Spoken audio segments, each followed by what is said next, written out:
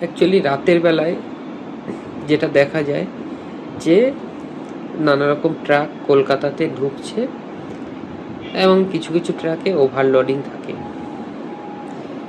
Overloading যেই সব ট্রাকগুলোতে থাকে কি করে, পুলিশ কিন্তু কিছু কিছু জায়গায় দাঁড়িয়ে থাকে টাকা নেওয়ার জন্য।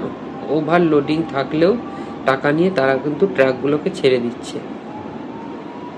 এবার এই ব্যাপারে আমি যেটা বলতে চাইছি যে যদি ওভারলোডিং পারমিশন নাই থাকে তাহলে পুলিশ টাকা নিয়ে সেই ওভারলোডিং ট্রাকগুলোকে কেন ছাড়ছে?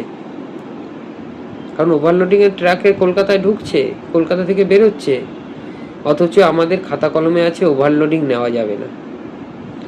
এতে কি হচ্ছে, মাঝখান থেকে কিছু পরিমাণ পুলিশের তারা কিন্তু ফুলে ফেপে উঠছে ওই টাকাতে, এবং সেই টাকার পরিমাণটা কিন্তু 100-200 না, ওটা কিন্তু হাজারের উপর যখনই ওভারলোডিং কোনো ট্রাক ধরে। যদি ওভারলোডিং ট্রাক যদি নাই নেওয়া যায় তাহলে পুলিশকেই সেইভাবে নতুন সরকারের, আমাদের পশ্চিমবঙ্গে যে নতুন সরকার আসছে সেই সরকারের কিন্তু একটা বলে দেওয়া উচিত বা একটা নিয়ম করে দেওয়া উচিত, হয় ওভারলোডিং কোনো ট্রাক কোনোভাবেই নেওয়া যাবে না।